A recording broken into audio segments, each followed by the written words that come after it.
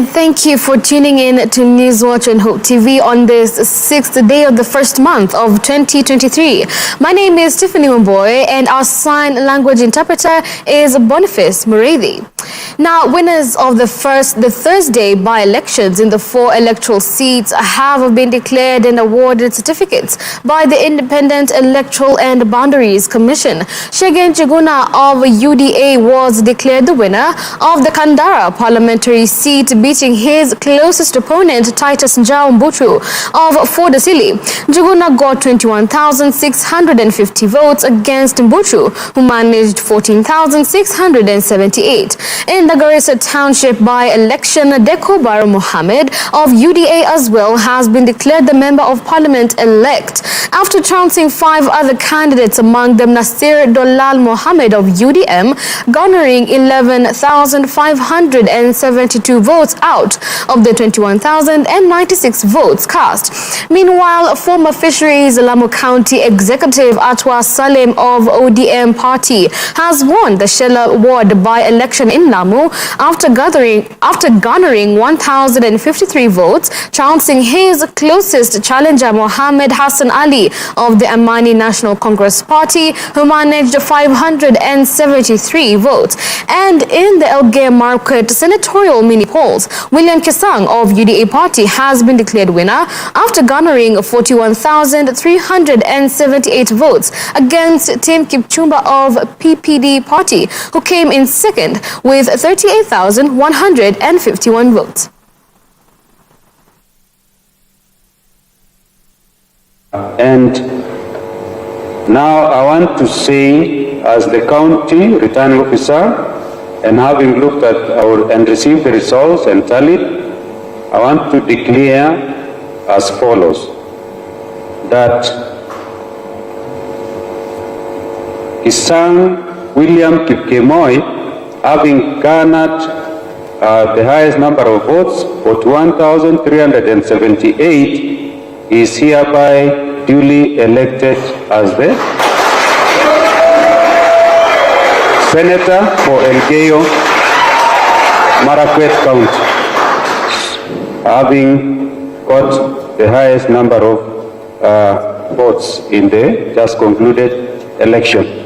Salim ni mtoto kutoka Shela. Nilisoma kwa hii shule ambayo sasa naongea, nikawa the best student katika mwaka huu. Nikaenda Sheikh Khalifa, I was among the top 100 students in the Coast Province. Nikasoma pia University of Nairobi, nikapata degree yangu. Nikaenda pia for further studies katika University of Gothenburg, Sweden. Alhamdulillah, nimeweza kuwakilisha taifa la Kenya katika Smithsonian institution in the United States of America. Mimi ni mtoto wa mvuvi, nimekulia kwa bahari, tumefanya kazi pamoja, nimesomeshwa na wananchi pamoja na jamii ya Shela, imenipatia backup. Nimefanya mambo mengi katika mambo ya usafi wa mji, which is the best thing, ambayo imeweza kuleta tourism juu. Pia nimeweza kusema kwamba tunashirikiana na jamii ya Shela kuleta maendeleo sana, mambo ya education, mambo ya bursary. Mimi ni mwanachama, mimi ni chairman wa Shela Secondary School, mimi ni chairman wa Shela Primary School, member wa Shela Primary School, vile vile ni chair wa BOM ya And on to our next story. President William Ruto has urged legislators to put their best foot forward in carrying out their respective mandates. Speaking during the second day of the Kenya Kwanza cabinet retreat in Nyeri County, the head of state urged his cabinet to work towards ensuring efficient service delivery to all Kenyans, as promised during the campaign period last year. President Ruto further called on cabinet and principal secretaries to embrace progressive and revolutionary ways of delivery to ensure their dockets are defined by decisions and results. My request to you, members of my team, cabinet secretaries and principal secretaries, is that we must protect the interest, the resources of the millions of the people of Kenya who pay tax. Before you sign off any contract, as you work with anybody that comes to work with government, your position must be informed by the interest of the people of Kenya, the people who do not have ties. Some of them don't even have shoes. Some of them cannot get beyond the watchman. They cannot hire a lawyer. Those people are the ones who have hired us. We're going to digitize all the 5,000 government services in the next 6 months to enhance the efficiency of government. And moving on, Azimio la Umoja One Kenya Coalition Party leader Raila Odinga is in Mombasa for a visit to the county for the next few days. Mombasa Governor Abdul Samad Nasir welcomed Odinga to the coastal city, where he addressed the Mombasa County ODM delegates at a meeting at the Tononoka Social Hall. Raila defended the recent visit by the Mombasa Governor to State House, saying it was normal and not a defection as had been widely reported. Raila further stated that Azimio la Umoja was not on its deathbed, but was active in keeping the government in check. Raila has meanwhile castigated the church for being used for making political utterances and announcing government plans, stating that places of worship should be left out of such activities. Umeona hata upande lingine bosi yake kila Jumapili wanaingia kwa kanisa, tumeenda kusali au kuomba, lakini baada ya kipindi kikwisha namna hii, kanisa inakuwa sasa ni mkutano wa kisiasa. Wanaanza kupiga siasa ndani ya kanisa. Serikali yetu imefanya hii, serikali yetu imefanya hii, ifanye nini? Mimi nimefukuza nani? Director ya DCI, mimi sijaamurisha bwana Haji kufanya hii na hii, sijui nini, watu walikuwa na watu na kadhalika. Ndani ya kanisa tumesema kanisa ni pahali ya kuomba. Wakimaliza kuomba watoke nje, waende ongea na wananchi mambo ya siasa huko nje. Chama ndio nguzo yetu, na chama mpaka iwe na nguvu. Kama chama imedhoofika, basi watu wetu tutaanza kuyumba hapa na pale. Ndio sababu tumesema tunataka mwaka huu tutoe ODM, Mombasa ni Azimio, ama sivyo? Vile mmeona hapa 5 kwa 6 zimeenda kwa ODM. Ni moja peke yake ambaye imetereza tu kidogo namna hii, lakini nitarudi nyumbani. Kwa hiyo hata upande wa MCS hivyo hivyo, upande wa gavana, upande wa women rep na senator, yote imeingia kwa chungwa. Sasa naona wale wengine wanaenda kusema nguvu ya ODM yaanza kudidimia pwani, inaonekana adui na penya anaingia ndani na kadhalika. Wale ni watu ambaye ukimwalika nyumbani kwako, ameingia ndani ya nyumbani kwako, anaongea na wewe namna hii, lakini ananong'oneza macho kwa bibi yako, anataka kuchukua bibi yako aende naye. Anakuja lakini haji na madhumuni mazuri. Sisi tunataka kuona kama chama chetu cha ODM imekuwa na nguvu. Right, and the closure of schools for the Christmas and New Year festive season has seen many parents and guardians come up with elaborate activities to keep their children busy and engaged. In Mombasa, young models as young as 5 years have decided to engage in fashion and modeling classes, which are one of the prominent educational leisure activities. Dolly Murigi tells us more. With the closure of schools for the Christmas and New Year festive season, many parents and guardians came up with elaborate activities to keep the children busy and engage in various social activities. Leisure activities such as modeling, fashion and dancing, among others, were used to improve self-esteem, thus improving people's quality of life and satisfaction. These activities gained much attention by both the youth and the senior population. Nairobi-based EM Africa Modeling Academy partnered with several artists, designers and hairstylists stylists to see the growth of modeling in all major cities, including Nairobi and Mombasa, by training both teenagers and top models. Cindy Majala, one of the modeling mentors at the academy, says they've partnered with various people in Bamburi and Mombasa to train models. So in AM Africa Academy, we also try with the modeling coach. We try to create. It's a one way to create job opportunities, because apparently most youths don't know what to do with their talents. So we are glad that parents take time to bring the kids to the school so that they can be able to know what they can do in future. It also creates confidence in kids, public speaking, and also we can see that today we are having a partnership. Okay, I won't call it a partnership, or more of a collaboration with other artists in the industry, such as Ndesa Creation, who is a designer, and Studio Bela Bela, who has offered us this place to shoot and also is a photographer. Simon Msafiri, CEO of Ndesa Creatives, which deals in clothes and jewelry designing and styling, said he was able to prosper in the industry by nurturing his talent and investing in it. It's good to invest so much on your talent and gift. That's what I did. I didn't know what to do with my life at some point. So when I got into this art and invested my time in it and my passion and everything, it has bore so many fruits. So I usually like to emphasize on my fellow young people that they should really invest in their gifts and in their talents, because at some point it usually brings some very good fruits in their lives. Mimi kazi yangu naifanya, I'm good in creative, like copy paste. I can copy what you want and I do it exactly how you want it. And then nafanya Mombasa to Nairobi, but I live in Diani. I'm based in Diani. I don't have a salon yet, but God willing nitakuwa nayo. Nafanya freelance. Youth were jobless were further called upon to join fashion and modeling industry as a way of earning a living. Dolly Murikimbuli for Hope TV. Thank you, Dolly, for that great report. And we take our first short break here on Newswatch. But don't go too far. We will be back with these and more updates.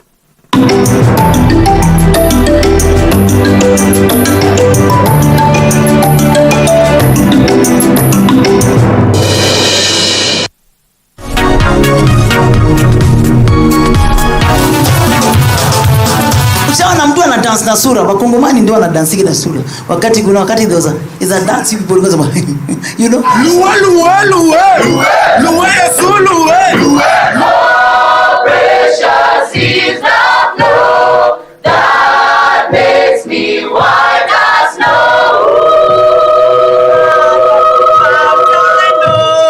Nothing.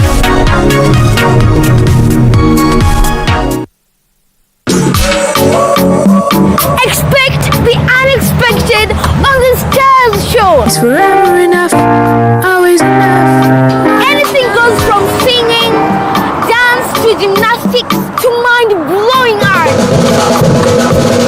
All you need is a skill and a style quality. I'm confident in the mosquito.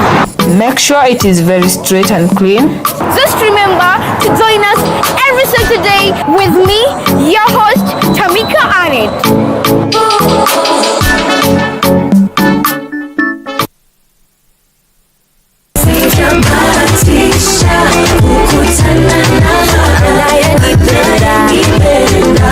Every Friday at 11 a.m. on Hope Junction. We play the latest jams. My heart is yours. For you alone. Plus your requests.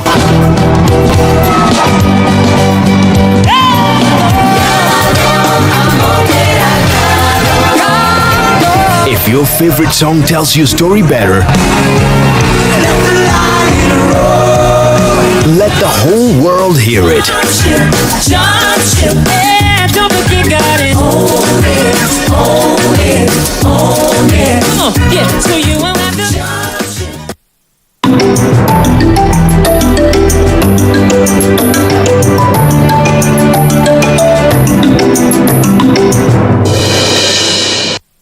Thank Thank you for joining us here on Hope TV Newswatch. Now, the Kambu County government is racing against time to ensure that the highly contagious cholera disease does not spread further. This as so far 4 cholera-related deaths have been confirmed, while over 280 persons have been found to have contracted the deadly disease in various parts of the county. Melissa Odor with that report. While touring various hospitals in Kambu County, among them the Githunguri and Roiro Level 4 facilities, Governor Kimani Wamatangi revealed that his administration had taken adequate measures to control further spread of cholera. Wamatangi blamed the widespread of the disease in Roiro constituency to the high population, lack of proper sewerage systems and contamination of water. Maji ambayo tunatoa kwenye mashimo hapa Roiro, nawaambia watu wetu, maji ya kuchimbwa kwenye shimo, kwa vile mijengo mingi imejengwa hapa Roiro na watu hawakuzingatia kanuni ambazo ni za kutoa uchafu nyumbani na kupeleka kwenye sewage, ingine inakuwa inabaki tu kule kwenye ardhi, hata maji ingine ya shimo iko na shida. Hapa watu wengi wanakunywa maji ya Roiro River direct. Na tumewaambia watu wetu kule ambao wako jirani wa Roiro River ya kwamba hayo maji tumeangalia kwa sahihi hiyo Roiro River, na hayo maji sio masafi ya mtu kuchota na kukunywa. To avert the spread, the county boss urged residents to revisit COVID-19 containment measures such as regular washing of hands using clean water, drinking boiled water, keeping their premises overly clean and consistently upholding high levels of hygiene. Tunawaambia watu wetu kule nyumbani ukinywa maji chemsha. Kama ni wakati unapikia watoto wako na wengine kule na familia, nawa mkono kila saa. Hakisha kwamba desturi ni ya usafi. The county boss revealed that his government would supply enough and the right drugs to various hospitals to combat the deadly disease whose symptoms are diarrhea and dehydration. In all the 5 wards in Roiro constituency, Governor Matangi also announced that his government had established several water points that will see residents fetch free clean water. He further pledged to upgrade the Roiro Level 4 hospital to accommodate inpatient male patients, besides installing more laboratory equipment for specialized care. Sisi kama serikali tumepanga sasa hapa Roiro kwa ward 5 tumeshaweka tayari tank za watu kukuja kuchota maji yao bure. Tumeweka tank za 10,000 liters kwa mahali tofauti. Tuko na 7 water points ambazo tumeweka za wananchi. Ukienda pale kwenye mahali kuna hiyo maji, unafungulia mfereji, hakuna mtu anakulipisha. Ikiisha tunaongeza nyingine. At the same time, the governor reiterated the need for Kambu residents to register with the county's universal health coverage program that will see its administration foot the NHIF contributions of most vulnerable people. The card, he said, will be acceptable in hospitals across all counties in the country. Reporting for Hope TV News Watch, I'm Melissa Odor. Thank you, Melissa, for that report.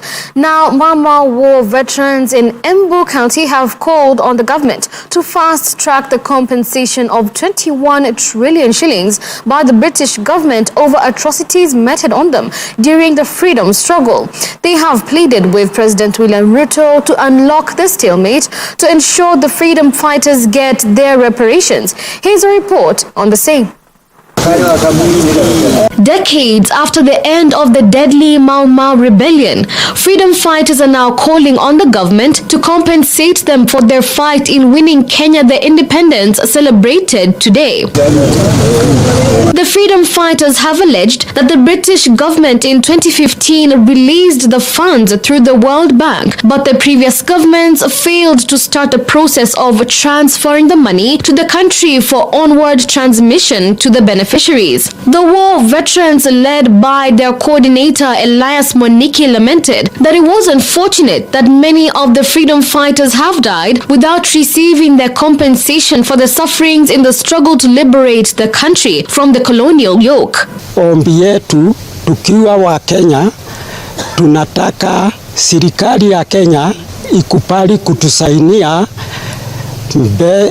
pesa za fidia, manake serikali ya Uingereza imekubali kulipa mara 3 ilikubali mwaka wa 1959 na ikakubali tena 2003 na 2007. One of the freedom fighters, Cecilia Nyaga, stated that if the funds are released, would greatly improve their welfare. We ask now our new president, Dr. William Samoei Ruto, to get that motion and sign it and remove the case from the court and sign our money so that it comes into our hands and it will help not only the Mau Mau but all Kenyans.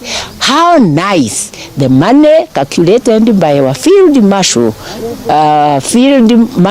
Jeng Ngasha, Dr. Ngasha Karani, is stipulated as between 40 million to 70 million per person. It will uplift the standard of everyone who is going to claim that kind of money. At the same time, Mau Mau Original Trust National Trustee member and human rights activist Dr. Frida Karani equally appealed to the government to hasten the passage of the payment bill still pending in order to approve the compensation funds. Since 2013, that is now about 10 years, and there has been no headway in the court case. And so one of the major appeals that we have to government and to our national parliament is that the pending bill that is supposed to approve for their payment, we are requesting that it be fast-tracked and it be looked into so that these people receive their compensation. The fighters in 2018 filed a petition seeking the introduction of a private bill that would recognize the role they played in the struggle for independence known as the Mau Mau Liberation Struggle Movement Bill 2018.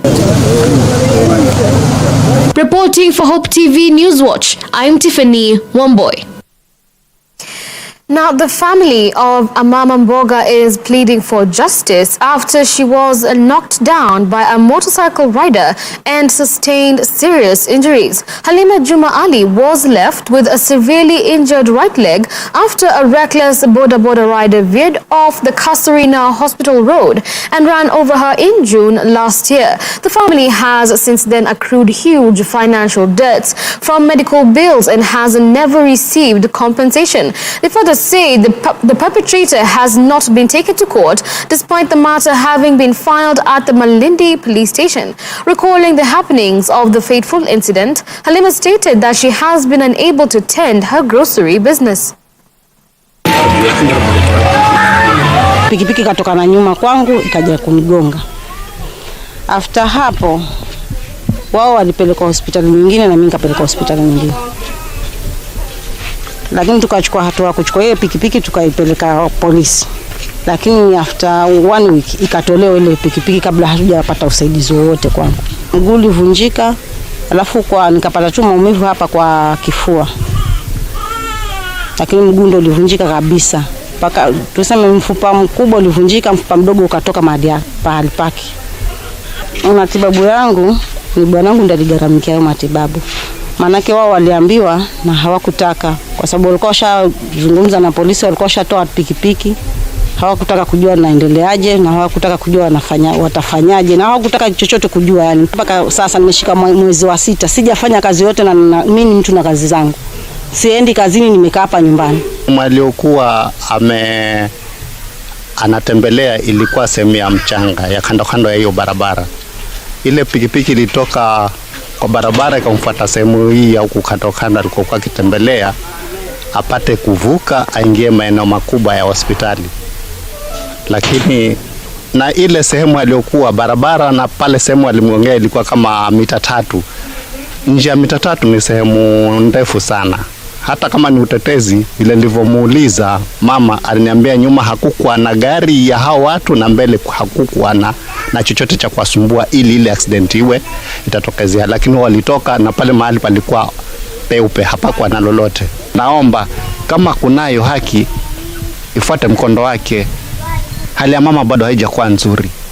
Kwa sababu hata hiyo pia bado nina changamoto hivyo. Manake akiwa anasema atakuwa amepona jinsi wakati ambapo unaendelea, daktari akituthibitisha kwamba kila kitu kiko sawa, itabidi zile chuma tena ni gharama nyingine kutoa hizo chuma.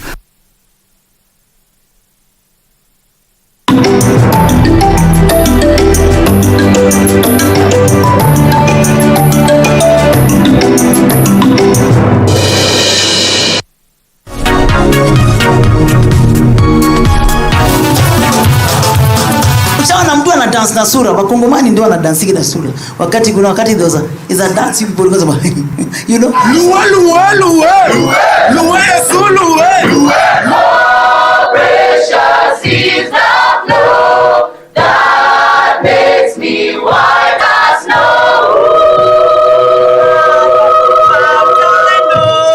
Nothing.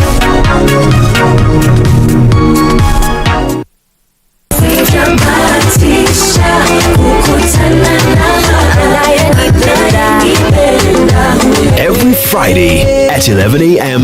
on Hope Junction. We play the latest jams. My heart is yours. For you alone, for you alone. Plus your requests.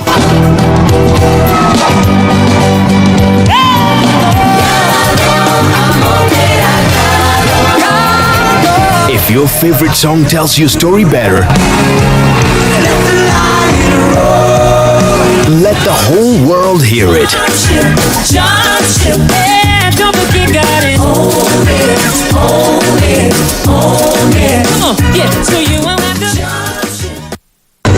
Gather your family together to see Superbook. Come explore with Chris. Awesome. Joy. Where are we? And Gizmo as they journey back in time. You have done evil in the sight of the Lord. You have built temples and altars to the false god Baal. I see 4 men walking around in the fire unharmed. It appears we are now in ancient Persia, 5th century BC. There'll be action, fun, Here we come. Right. and plenty of adventure. Superbook.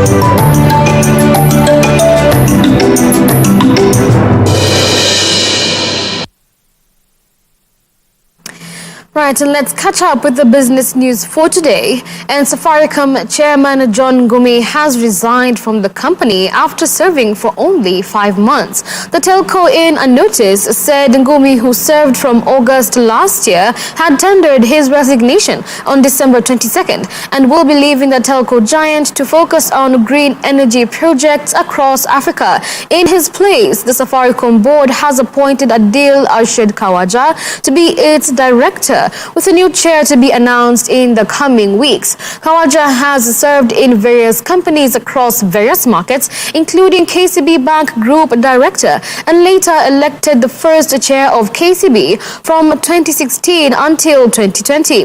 The outgoing chairman Ngumi has been credited with providing a wealth of industry knowledge and vast expertise, and for steering Safaricom through the August general elections.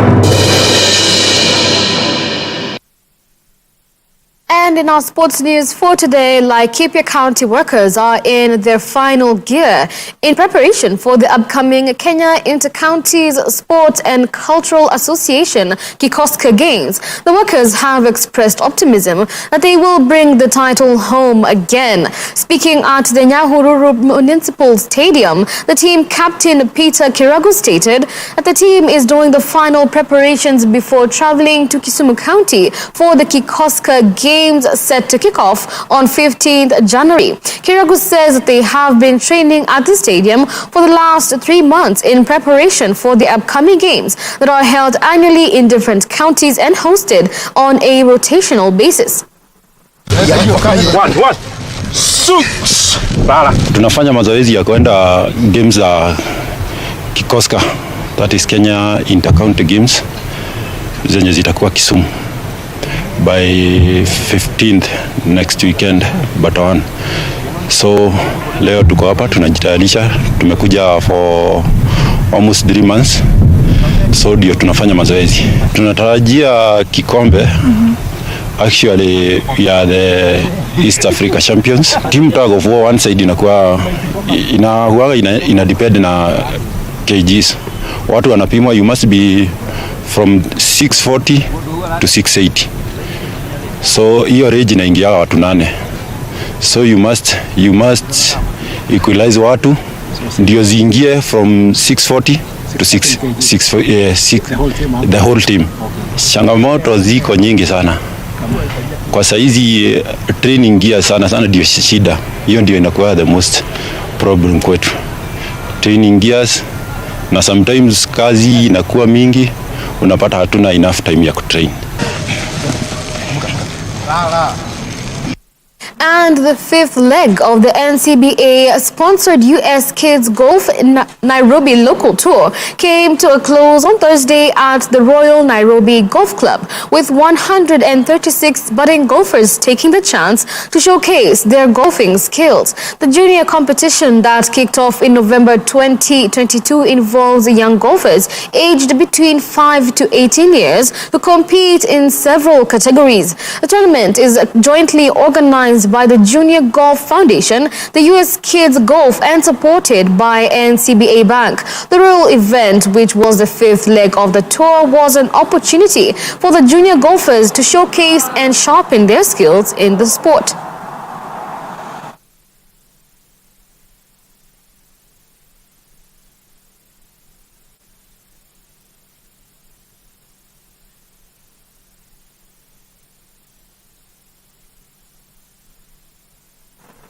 And that concludes our bulletin for today. My name is Tiffany Omboy. Our sign and language interpreter has been Boniface Muredi. Do have yourself a lovely weekend.